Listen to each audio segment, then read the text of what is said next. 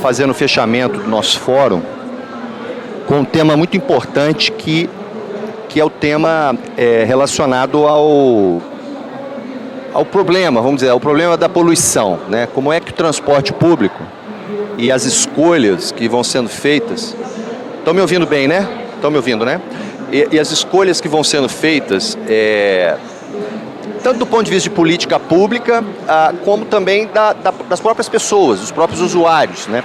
Como é que isso vai se transformando em termos de externalidades, ou de comprometimento, né, da qualidade do ar e dos problemas, principalmente relacionados a mudanças climáticas, né? Vou pedir ajuda aqui. Pode passar. Eu vou começar aqui mostrando o que já foi falado um pouco também, que é o problema da migração modal, né? Essa pesquisa foi feita ano passado pela Confederação Nacional do Transporte, que mostra basicamente o que a gente já viu nos painéis anteriores, tá?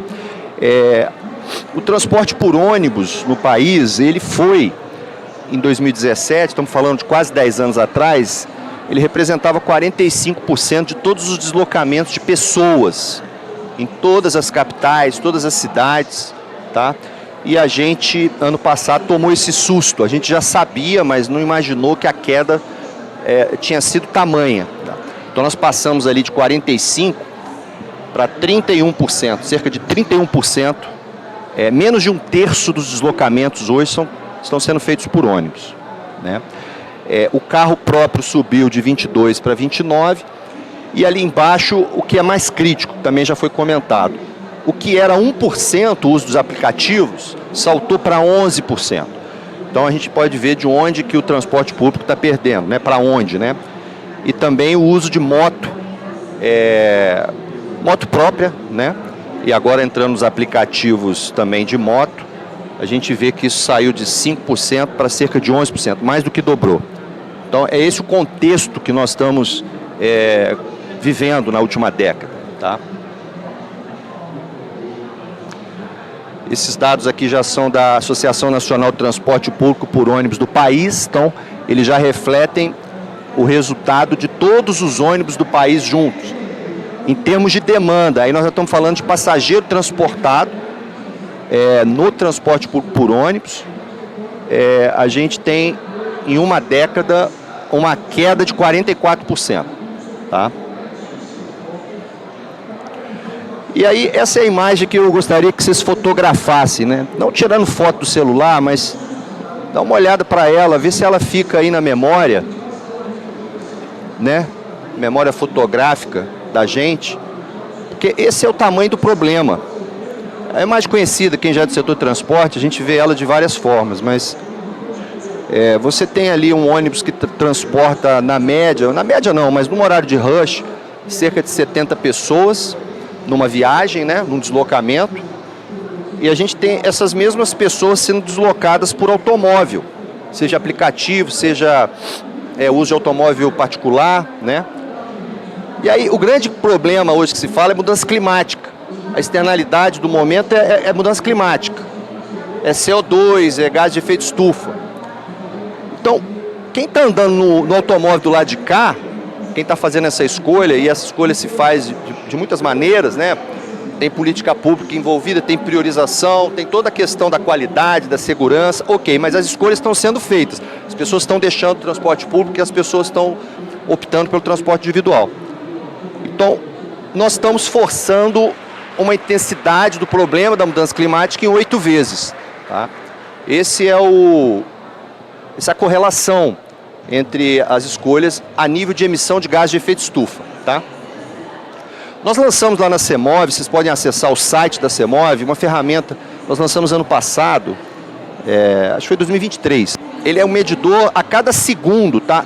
É muito interessante, porque esse contador, ele está contando, você entrar no site lá agora, você vai ver por segundo quanto é que os passageiros de ônibus no estado do Rio de Janeiro estão evitando de emissão de gases de efeito estufa. Nós estamos com o carbonômetro aqui na entrada. Ah, Sociedade 5.0. Bom, quem tiver interesse quiser ver, porque o carbonômetro está lá rodando para a gente ter essa experiência. Tá? Então, os passageiros do transporte público, eles estão, de certo modo, evitando uma emissão superior a 8 bilhões de quilos de CO2 ao optarem pelo ônibus. Quer dizer, ao não estarem utilizando o transporte individual, seja por carro ou por moto, eles já estão dando essa contribuição, né? O tamanho dessa emissão, para a gente ter uma ideia, é 8 vezes o tamanho da Floresta da Tijuca por ano, em reflorestamento. É uma das maiores florestas urbanas do mundo, aqui no Rio de Janeiro, representando em termos de árvores plantadas. Tá? Então esse é o tamanho da contribuição, isso só no Rio de Janeiro. Quais são as novidades, então, que conectam com o problema da poluição, seja global, seja local, dessa última década? Bom, Acordo de Paris, vocês devem conhecer, ele é o novo acordo, o novo pacto mundial de redução de emissões dos países. O primeiro foi feito em 97, Protocolo de Quioto, não sei se vocês se lembram disso, foi o primeiro acordo mundial. Ele não deu muito certo, então em 2015, os países se reuniram de novo numa conferência e eles firmaram um novo acordo. Tá? Então, é o acordo de descarbonização. E aí os países firmaram metas. O Brasil tem meta. Eu vou falar da meta do Brasil. Tá? Isso é para gases de efeito estufa, CO2, basicamente CO2. Outro assunto que está na pauta é a entrada de ônibus elétricos, ou a descarbonização do transporte por ônibus sendo colocada como sendo a solução. São os ônibus elétricos. Mas nós temos que ter uma noção do investimento disso, ou do custo dessa descarbonização. Tá? Guarda esse número aí, em torno de 450 bilhões de reais por década. Por quê? Porque o ônibus daqui a 10 anos não funciona mais, tem que comprar outro. Então nós estamos falando aí, ou 45 bi por ano, é o tamanho do investimento. Tá? O HVO é um tipo de diesel verde, é uma alternativa que está sendo colocada como uma boa alternativa para países que têm vocação para produzir biocombustível, que é o caso do Brasil. O Brasil tem o maior programa de etanol do mundo. Hoje, se a gente quiser parar o carro da gente e abastecer só com etanol, a gente consegue. Poucos países do mundo têm essa opção. O Brasil que lançou isso no mundo. Nós sabemos fazer biocombustível. Nós poderíamos fazer um biocombustível, um biocombustível para diesel. O biogás, nós estamos ouvindo cada vez mais falar, é uma grande oportunidade do Brasil. O Brasil não tem um programa nacional para desenvolvimento do biogás. Tá? A gente vai falar rapidinho. O hidrogênio verde talvez seja a solução do problema das mudanças climáticas no médio prazo. Muitos falam que não vai haver como atingir as metas de qualquer acordo mundial se o hidrogênio não entrar na matriz do transporte. Tá? Isso está sendo um pouco retardado. Agora entrou os veículos a bateria, então estão acreditando na bateria. No elétrico a bateria, mas o futuro aponta para o elétrico a hidrogênio. Tá?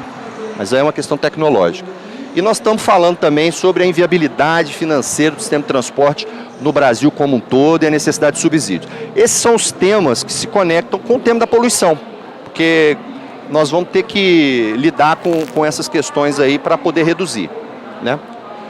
Então, o Acordo de Paris, essa foi a primeira meta que o Brasil assinou, ratificou nacionalmente para reduzir emissões até 2030, né? A primeira, porque o Brasil já reeditou essas metas umas 2 vezes. Nós estamos falando agora de o Brasil reduzir até 2035 de 59% a 67% das emissões totais de gás de efeito estufa. Tá? Mas essa foi a primeira meta que a gente tem. Então, na ordem de 50%, só para a gente guardar esse número, que a gente está com isso aí no radar a nível de meta nacional. Tá? Eu queria só mostrar isso aqui, para a gente também lembrar do que está acontecendo, o que já aconteceu no setor do Rio de Janeiro. Isso aqui no Brasil se espelha também. A emissão total de gás de efeito estufa do setor de ônibus no estado do Rio de Janeiro já reduziu 52% na última década. Eu fico curioso por que ninguém comenta isso. Nós já reduzimos 52%. Qual que é a meta nacional com o Acordo de Paris para 2030? Era 43. Nós já reduzimos 52. Mas ainda há uma pressão para reduzir tudo. Eu estou falando do elétrico, estou fazendo uma provocação. Mas é importante perceber o que já foi feito. Parte disso tem a ver com eficiência energética, tem a ver com o biodiesel que entrou e tem a ver, obviamente, com a redução de oferta. A gente chegou a ter 9 mil ônibus na cidade do Rio, hoje nós temos 4 mil. É óbvio que eu emito muito menos hoje do que eu emitia há 10 anos. Tá? Mas é redução absoluta. Falando ainda sobre gás de efeito estufa, eu quero só pontuar para vocês quem é o maior responsável pela emissão de gás de efeito estufa no Brasil. É o setor de florestas, desmatamento e uso do solo. 75% das emissões do Brasil estão ligadas ao solo, estão ligadas à floresta, estão ligadas à agricultura. Tá? Ali tem que ter uma ação muito efetiva para reduzir. E o setor de energia, que é o nosso setor de transporte, no inventário de emissão de gás do Brasil, o setor de transporte está dentro do setor de energia. Ele hoje está com 22% das emissões totais do Brasil. Guarda esse número, 22%, sendo que transporte é um dos que está dentro dele. Desses 22% do setor de energia, mais ou menos a metade é transporte. Então, do todo, 22% é energia, metade da energia é 11%. Então, o setor de transporte do Brasil inteiro, todo, ferrovia, rodovia, aquaviário, aéreo, todos os setores de transporte, carga, caminhão, tudo que você pode imaginar que é transporte, é 11% das emissões do Brasil. O resto é os outros. Nesse 11%, que é a metade da energia, que era 22%, nesse 11%, o diesel é mais ou menos a metade. Vocês estão acompanhando? Então, emissão total, setor de energia, setor de transporte.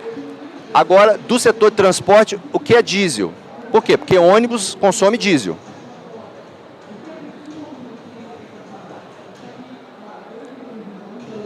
Dessa parte do diesel, que hoje é cerca de 58 bilhões de litros por ano, os ônibus do país inteiro consomem 2,37.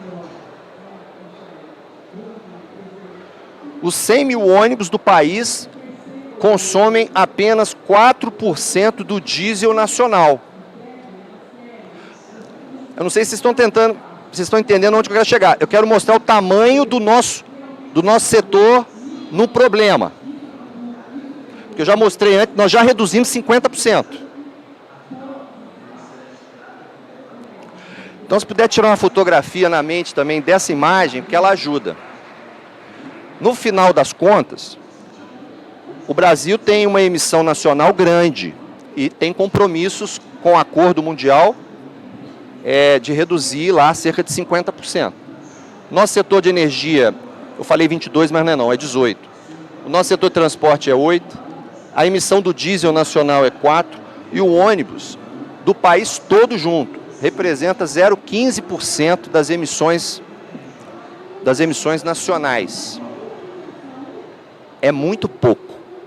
Eu só quero, não estou dizendo que nós não temos que fazer a nossa parte, mas é muito pouco diante do problema. E volto a dizer, em 10 anos eu já reduzi a metade. Vou passar aqui, porque a gente vai entrar aqui um pouco só para... Eu ia passar um pouco sobre quais são as alternativas ao diesel. O que a gente pode fazer para reduzir a emissão em ônibus nas cidades, né? Então tem biodiesel, tem diesel feito de cana-de-açúcar, tem tecnologias euro, que são motores mais modernos que o Brasil já está importando, já está fabricando, né? Já está produzindo aqui o Euro 6. Tem gás natural, tem biogás, tem diesel, como falamos, o diesel verde, que é o HVO, que é esse biocombustível. O Brasil tem vocação para fazer isso. É um dos poucos países do mundo que tem vocação para fazer um substituto ao diesel, por causa do agro, do nosso agro, a nossa máquina do agro, tira de letra esse desafio de colocar biocombustível para substituir o diesel. Tá? E a gente tem também toda a gama dos elétricos, desde os híbridos até os elétricos puros, a bateria. Tá? Quero fazer aqui uma provocação, porque a gente, na década de 90, nós só falávamos de gás natural no Brasil, para ônibus, só gás natural. E aí, São Paulo tentou ir nessa linha por 10 anos e não deu. Mas todas as leis eram relacionadas a botar gás natural, troca o diesel por gás natural. Aí na década de 2000 entrou o biodiesel, só se falava de biodiesel.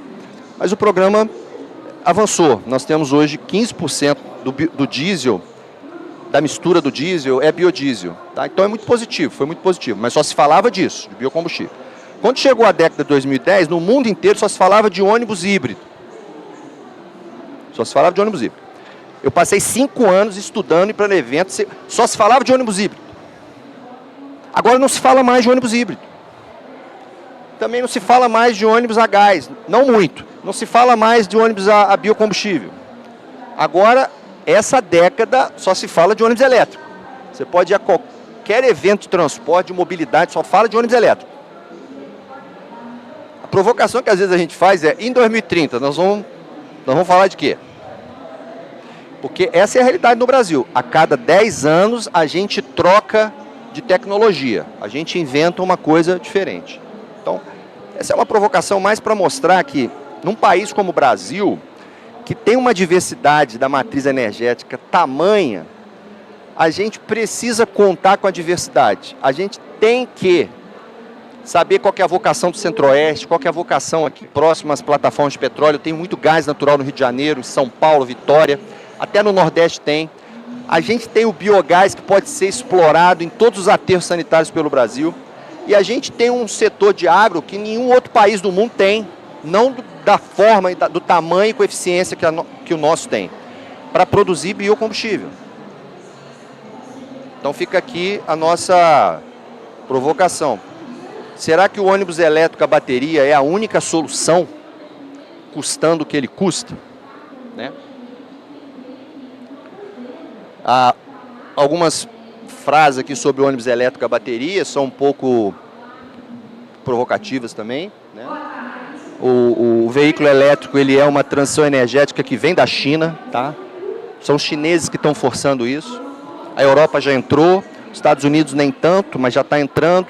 E agora a América do Sul está sendo totalmente forçada a entrar. Forçada porque existe toda uma redução mesmo de gás de efeito estufa. O ônibus elétrico ele é silencioso, ele não emite nada localmente, não emite gás de efeito estufa diretos também. Né? É curioso porque a China ela não se comprometeu a reduzir as emissões dela. Tá? Ela quer vender ônibus para o mundo inteiro, mas ela não se comprometeu, como o Brasil já tem compromisso. Não se comprometeu ainda. Tá? A China, em 2023, inaugurou mais de 300 usinas a carvão. O mundo inteiro, ninguém faz mais usina a carvão. A China faz. E ela fez uma usina só, que é quase o tamanho de metade de toda a matriz elétrica do Brasil. Uma única usina. Tá? Então, vamos comprar ônibus da China e deixa a China emitir. Então, e vamos comprar pagando, vamos dizer, comprando de lá, né? A indústria nacional não tem bateria, a indústria nacional não tem o desenvolvimento da tecnologia, tudo isso vem da China. Tá? Bom, o hidrogênio ainda tá incipiente, mas ele certamente vai vir no futuro, né? Prazo médio, ele vai vir como uma alternativa muito forte, porque ele deve ser talvez o energético mais eficiente do planeta. Para a gente ter uma ideia em termos de conteúdo energético, quanto tem de energia em 1 quilo de hidrogênio? Né? Tem 40.000 unidades de energia. Né? A gasolina tem 13.000, e aí, pasmem, a bateria de íon lítio mais moderna do mundo, essa que a gente coloca nos ônibus ou em automóveis, ela só tem 278 unidades de energia por cada quilo. Então aqui a gente pode ter uma ideia de que veículo elétrico é bom. Eu acho que tem muita gente que tem, talvez eu venha a ter nos próximos anos você também. Não estou dizendo que não seja uma alternativa, mas a gente transporta um peso, um sobrepeso morto, que é muito ineficiente do ponto de vista de energia. Tá?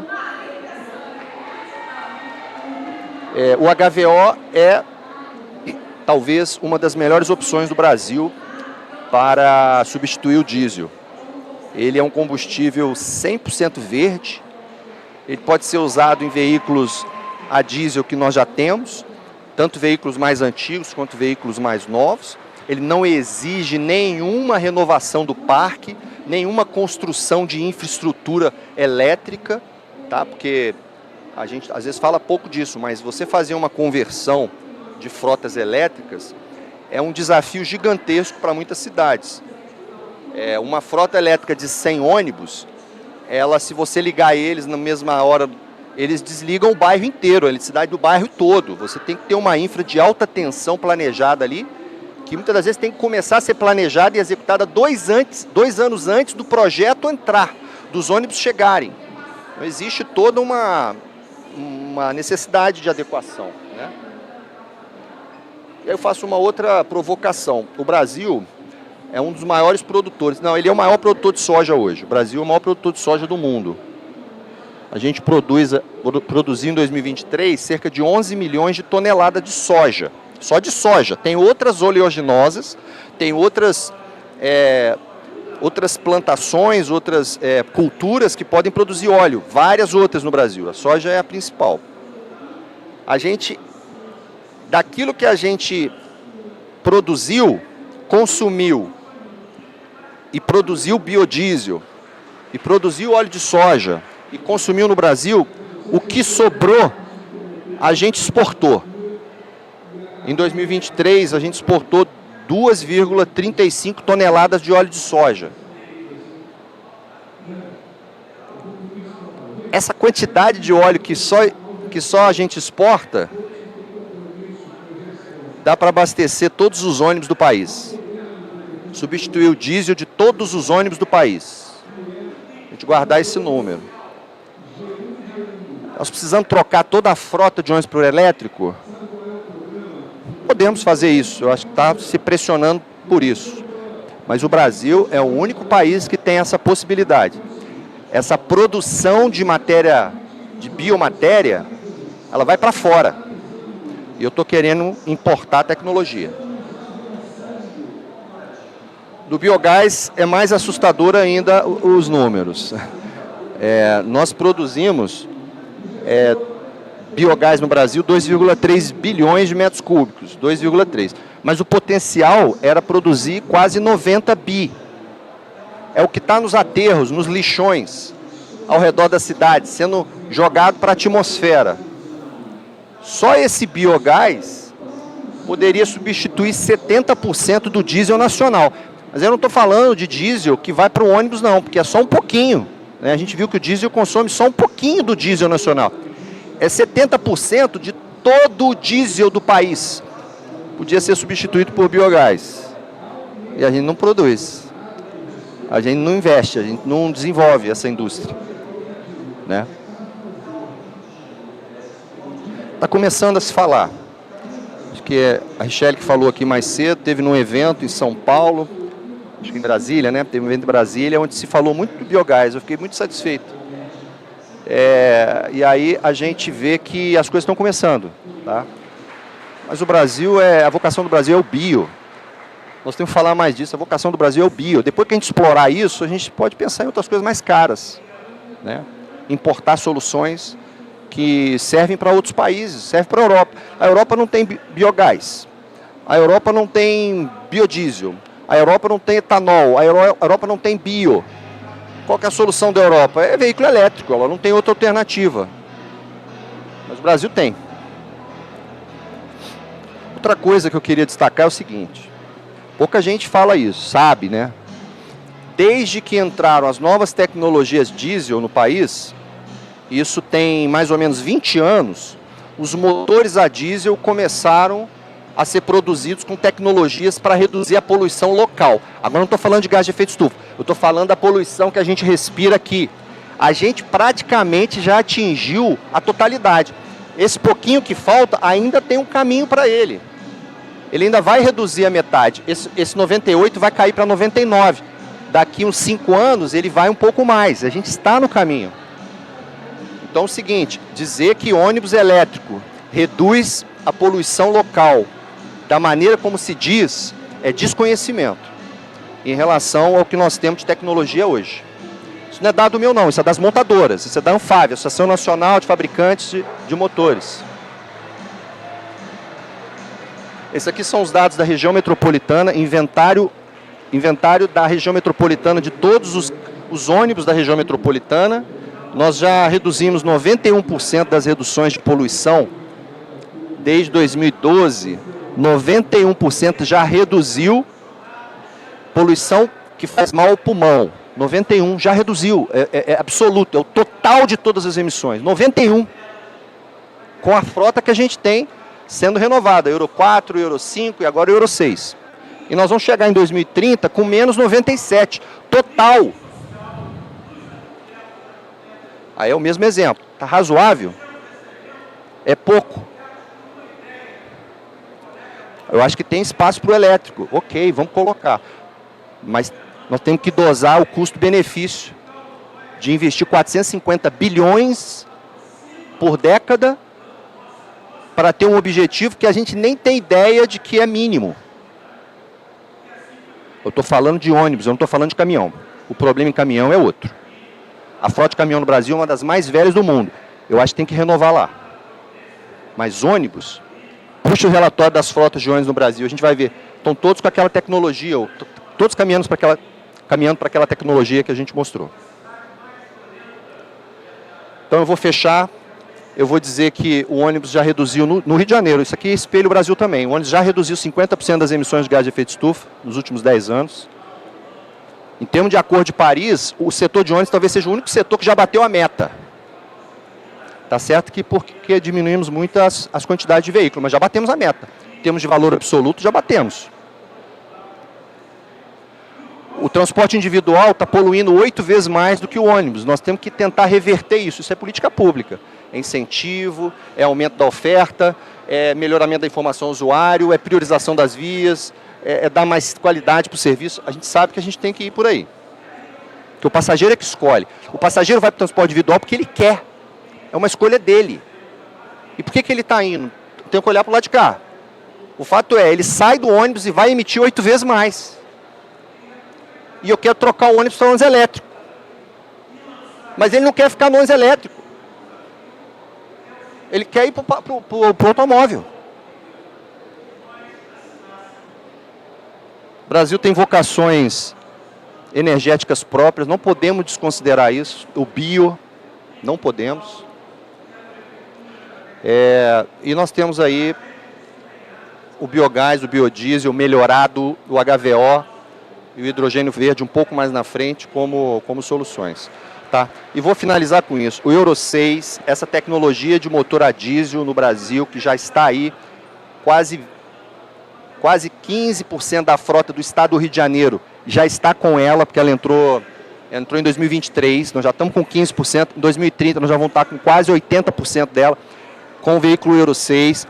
Esse veículo já reduziu 98% das emissões de poluição local.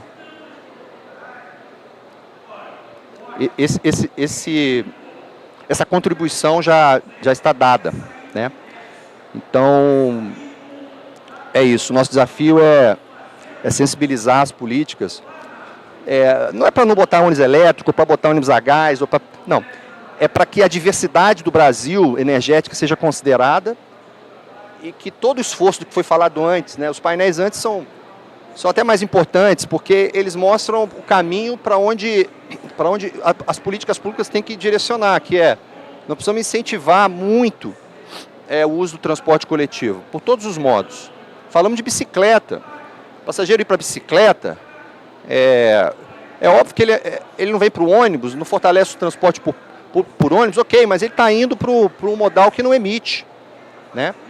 Então nós temos que incentivar todos os modos que possam, em resumo, retirar automóveis da rua, motos da rua. Isso aí não é sustentável em lugar nenhum do mundo, né? E aqui também não vai ser, tá bom? Então já encerrei, eu já tenho uma placa de fim aqui. Muito obrigado a todos aí por ficar até esse horário, tem um almoço. E se tiver alguma pergunta, eu acho que não tem pergunta, né? Nós estamos trabalhando sem pergunta, tá? Obrigado aí pela paciência. Um abraço.